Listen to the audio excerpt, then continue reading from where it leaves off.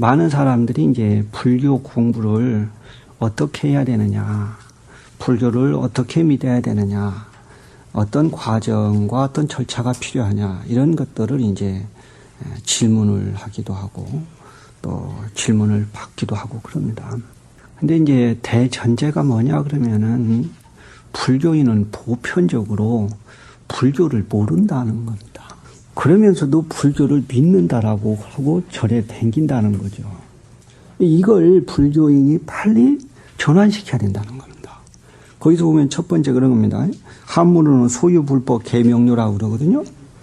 소유, 이 땅에 있는 그 말이에요. 부처님의 법에 대해서 우리는 분명히 명료해야 된다. 밝고 분명해야 된다는 거죠. 무엇이 부처님이 가르침인지에 대해서 우리가 명확하지 않으면은 불교라고 하는 집안에 한 발짝도 들어갈 수 없다라고 하는 겁니다. 부처님의 첫 번째 수행의 방법은, 깨달음의 방법은 부처님의 가르침에 대해서 명료하게 알려고 노력했다는 겁니다. 어떤 것이 부처님의 말씀이고 부처님은 우리에게 어떤 메시지를 주셨는가에 대해서 분명하게 우리가 이해하지 않으면은 불교의 세계에 들어갈 수 없다. 이제 그렇게 돼서 이제 간단하게 끝났죠. 근데 문제는 어디에 있어요? 이게 불교를 공부하려고 보니까 너무 어렵다는 거죠. 말이 이게 무슨 말인지 모르겠고, 여기도 나옵니다만 이게 보리가 나오는데 이게 끝보리인지 쌀보리인지 이게 이해할 수도 없고, 이렇다는 거 아닙니까? 안욕 따라 삼약삼 보리라고 했었는데 이게 도대체 무슨 말이고, 반야 바람이를 했었는데 이게 무슨 바람이 난 건지 이게 도대체 알 수가 없다는 겁니다. 그래서 사람들이 공부를 하다가 포기를 합니다. 무슨 말인지를 몰라서 이렇게 포기를 하는데, 저는 이제 그런 생각을 합니다. 불교가 공부하는 것이 쉬울 것 같으면은 세상에 뭘 걱정하겠어요. 불교는 반드시 어려운 겁니다. 어려울 수밖에 없는 겁니다. 왜 그러냐 하면 인간의 본질적인 문제를 다루고 있는데, 인간이 나 자신을 살펴봐도 내가 나를 모르겠는데, 그 모르고 있는 나를 설명하고 있는데 그게 어찌 쉽겠어요. 그러니까 불교는 반드시 어려운 겁니다. 쉽다라고 하면은 그것은 문제는 심각합니다. 근데 이제 역설적으로 쉽다고 얘기는 합니다. 역설적으로. 왜 그러냐 그러니까 지가 지 공부하는 거니까 얼마나 쉬워요. 그죠? 이게 굉장히 쉬운 겁니다. 역설적으로 얘기하면은. 그러나 그것을 세부적으로 살펴보면은 무지 어려운 거죠. 그러니까 극과 극은 상통하니까. 그래서 이제 쉬울 수도 있고 어려울 수도 있는데, 경전식으로 표현하면은 성근이 익은 사람은 쉽고 성근이 안 익은 사람은 어려운 거죠. 사회적으로 얘기하면은 뭐예요? 똑똑한 사람은 금방 알아채고 뇌 활동이 조금 둔한 사람은 좀 오래 걸리고 뭐 이런 거죠. 그죠? 근데 오래 걸리느냐 쉽게 이해하느냐는 것은 우리가 시간의 문제지 본질의 문제는 아니잖아요. 그러니까 이제 그런 문제점들을 우리들 스스로가 어떻게 극복하느냐 하는 것들이 이제 문제가 됩니다. 그래서 이제 첫 번째는 불교를 공부해야 된다. 불교를 이해해야 된다. 불교를 이해하지 못하고 우리는 불교인이라고 할 수가 없다. 그럼 어떻게 해야 되느냐? 그냥 저는 그렇게 얘기를 합니다. 불자라고 쓰여진 것만 있으면 갖다 봐라. 불자라고 쓰여진 것만 있으면 갖다 보다 보면은 그 다음에 나중에 가면은 본인 스스로가 선택할 수 있는 안목이 생깁니다. 뭔 책을 읽어야 돼요? 그러거든요. 뭔 책 가리지 말고 있는 것만 무조건 다 읽어봐라. 그러면은 나중에 가면은 그 양이 축적이 되면은 이건 전에 봤던 거. 그래서 책의 목차만 봐도 봐야 될 책, 안 봐야 될 책이 이제 구별이 되는 거죠. 그런데 이게 쉽게 누가 이렇게 주는 것만 이렇게 가지려고 하는 습성이 있다 보니까 어떤 책이 가장 좋은 책이냐고 이렇게 따지거든요.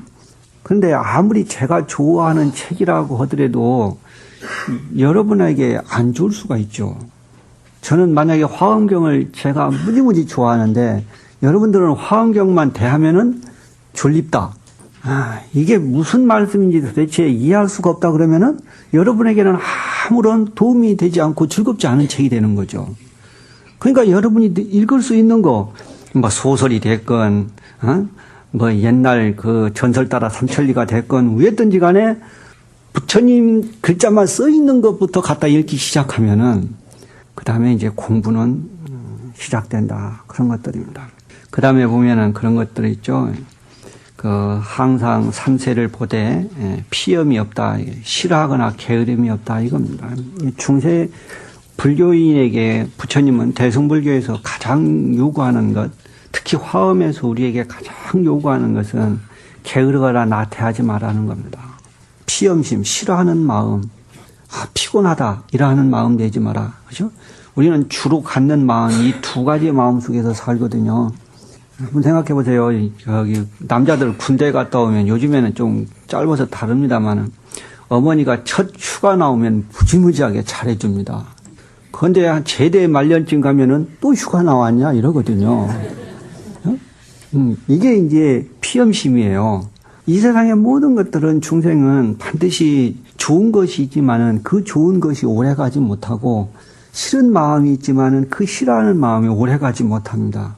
그런데 항상 이 싫어하는 마음, 피곤하다, 귀찮다 하는 이 마음 때문에 우리들 스스로가 발전할 수 없다라고 하는 겁니다. 발전하고 싶으면은, 향상하고 싶으면은 게으르지 말고 뼈 빠지게 노력해라. 그겁니다. 어디 때까지? 뼈는 빠지되 안 부서질 때까지. 그죠? 부러지면 문제가 심각해지잖아요. 그러니까 중도라는 것이 그런 거잖아요. 최선을 다하는 거. 그런 거니까 뼈가 빠질 때까지 열심히 하는 것이 어떤 일을 하는 태도, 그것을 이제 말씀하고 계시는 겁니다. 이게 불교를 공부하는데 어디까지 공부하느냐? 머리가 돌기 일보 전까지 해라. 그거죠. 그죠? 그 정도 해야 이제 공부가 되는 거다. 그런 겁니다. 그 다음에 이제 세 번째로 나오는 것이 경계와 관계하지만은 분별하지 마라 그러잖아요. 이 얘기가 뭐냐 그러면 경계와 관계한다는 것은 경계는 우리가 마주하고 있는 모든 대상이죠. 모든 대상입니다. 이게 대상인데 이게 대상을 보고 우리는 분별을 하거든요. 분별한다는 것은 가치 판단을 한다는 겁니다. 좋다, 나쁘다, 의미가 있다, 의미가 없다 이렇게 판단하는 거죠. 수많은 큰 스님들 다 뵈면서 여러분 속으로 이렇게 알고 있잖아요. 그죠? 저 스님은 큰 스님이라고 하는데 좀 그렇다. 저 스님은 작은 스님 같은데 큰 스님 같다. 저 스님은 강의를 참 잘하시고 법문을 참 잘하신다. 여러분 스스로가 다 판단하잖아요. 그리고 여러분이 나 법문 오늘 참 잘 들었다. 그 얘기는 뭔지 아세요? 자기 듣고 싶은 얘기 들었다 그 얘기예요. 그러니까 내가 모르는 얘기, 내가 관심 없는 얘기 아무리 얘 앞에 와서 얘기해도요 귀에 안 들리는 겁니다. 내가 모르는 수준의 얘기 아무리 해도 나한테 아무 의미 없는 얘기입니다. 어떤 스승이 됐건 어떤 것이 됐건지 간에 이 가치 판단을 하면은 그 가치 판단을 하는 순간 좋다 나쁘다 하는 것이 가려져서 긍정적인 것과 부정적인 것이 나누어져서 통합으로 안 된다는 거예요. 가치 판단을 하지 마라 그거예요. 이게 이제 대표적인 것이 그런 것들이에요. 이게 참 현대사화에 다 이게 그렇게 연결이 되는데요. 광고 있죠, 광고. 광고라는 것이 그게 사람 홀치는 거거든요. 사람 홀치잖아요. 이거 좋은 거 나왔으니까 사쇼 그 얘기 아닙니까? 사게 하려면 어떻게 해야 돼요? 꼬드기 하죠. 좋은 것처럼 보이고 흔히 얘기하는 구매 효과를 높여야 되니까 막 엄청나게 하잖아요. 근데 이게 나오는 꼬드기는 것에 깔깔딱 넘어가면 어떻게 되는 겁니까? 호주머니 비는 거지요. 호주머니. 이게 가치 판단하는 순간 그런 거예요. 가치 판단하는 순간 그 같은 데미지를 입는 거예요. 충격을 입는 거예요. 자기 자신이. 그 다음에 또 마찬가지예요. 만약에 여러 보살님 가운데서 제가 처음 봤으니까 모르지만은, 저 스님은 훌륭한 줄 알았더니, 뒤에 가서 보니까 덜 훌륭하더라. 이렇게 되면 어떻게 돼요? 실망해가지고, 아이고, 다 그렇지 이래가면서 또 어떻게 돼요? 옆집으로 가볼까 그러잖아요. 그죠? 다 그렇지 이래가지고. 그러니까 이게 가치 판단을 하게 되면 이런 문제가, 모든 문제가 생기는 거예요.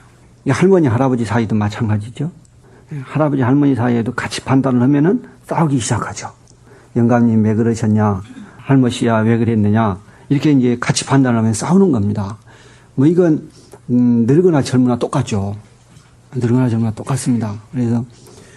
그래서 영원히 평행선을 걷다가 가고 말죠. 이게 전부 가치 판단이라는 거예요. 이게 분별하지 말라고 하는 것은 선입견적인 가치 판단을 하지 마라 그거예요. 근데 이게 우리는 너무너무 어렵습니다. 분별하지 않는다는 것은.